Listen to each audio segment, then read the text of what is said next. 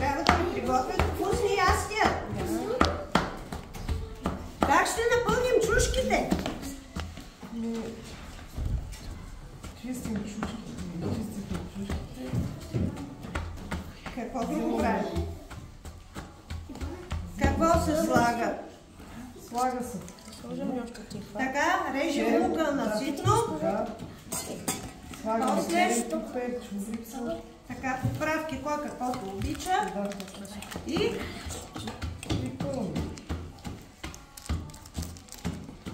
после печем ли ги или ги варим? Варим ги. Варим ги на тих огън под капак. Червен пипер сложихме ли? Да. Добре, значи сложихме малко червен пипер. А сега най-трудната част. Как се меси питката?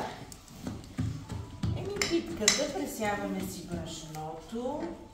В момента няма, в принцип. Според ситуацията. Слагаме си една чаша мляко, една чаша топла водичка, мая, лъжичка сол, лъжичка захар и замесваме меко тесто, което после оформяме според случая за Коледа, за Нова година.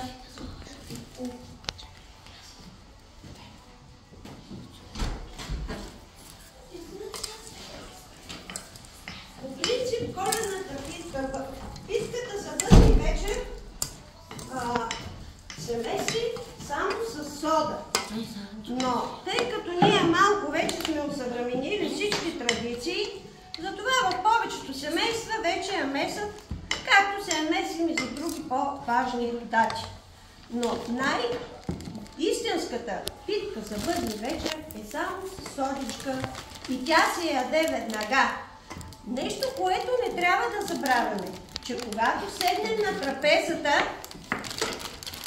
не трябва да ставаме и трябва да оставим масата така, както колкото сме яли да оставим и да не я вдигаме, защото се вярва, че през нощта ще дойдат ангели, които ще опитат от нашата вкусна трапеза.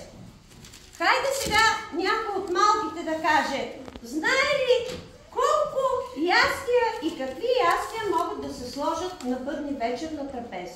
Не. Никой ли не знае? Кой може да помогне от големите? Кой? Аз. Ти ли? Калина е това. Калина, кажи Калина. Трябва да готвим чушки. Колко ястия се слагат първо да кажа? 9.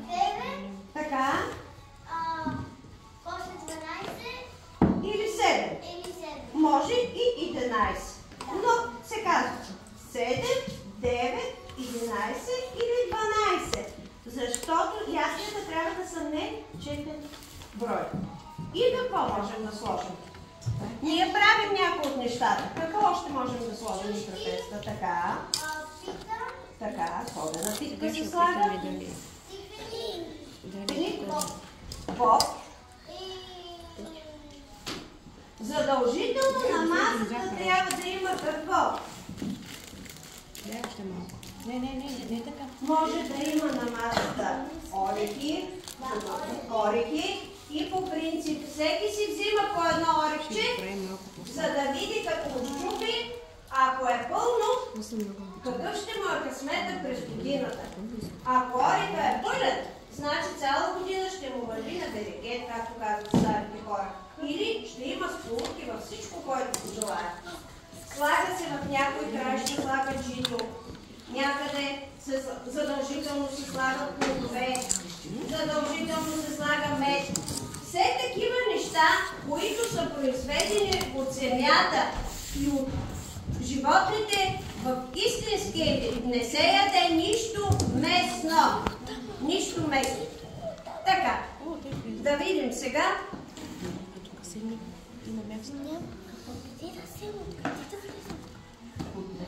Таскали? Не, бе?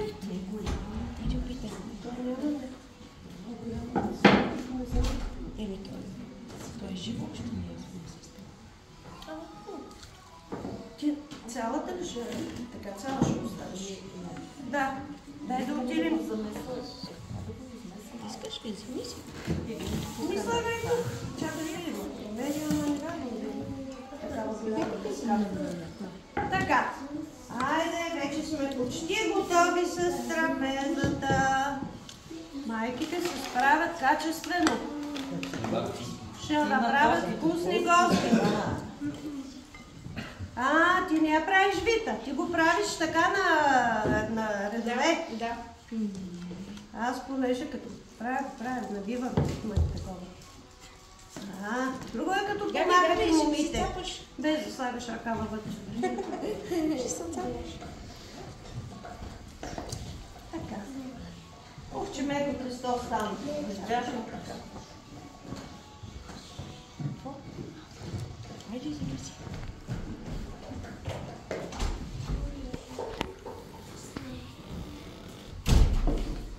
Така. Свършиха ни чушките, дефицит на чушки. Така. Ето. Може да ви къде. Ако не е празна табичката, ама да вземем да го снимаме, а? Или как? Не знам. Все пак се е постарала и е направила нещо. Гледам нещо по-малко да се принеса, ама много да принеса. Няма. Нямаше една чечица. Така. Значи, освен с боб, с какво пълните други чушките за бъдни вечер? С какво могат да се напълнят? С ориз. Точно така. Могат да се напълнят с ориз. Кой какво каза? С сирен. Така, с ориз.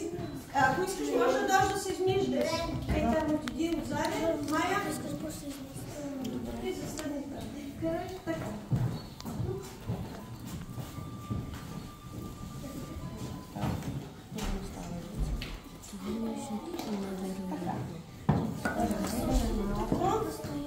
Каква? Не.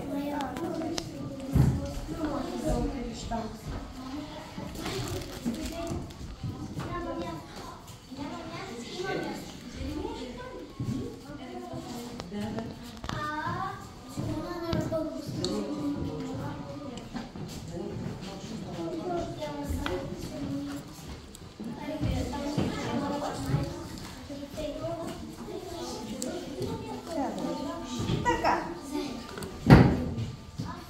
Ой, леко да не забравим нещо. Така. По принцип, в сценария беше да изчакаме родителите да находят. Обаче, тъй като времето и вие почвате да бърборите, затова докато майките правят, ние ще заредим нашата коледна трапеза за бъдни вечер. Айде, аз докато действам, ви бързайте да ядете. Много са оттекнаха във времето. И ти, Хмелика, не е готов. Оле! Майките, като го опекат вкъщи, утре да ми донесат, да опитам. Така, да опитат децата ни. Така. Има ли още да снимали? Да. Има ли още яйце? Има, да. Ей, така малко напирането да сложа. Нямам очи за... Нямам такова за... очи за пилетата, ама... Така. Готово. Наядохте ли са вече? Сега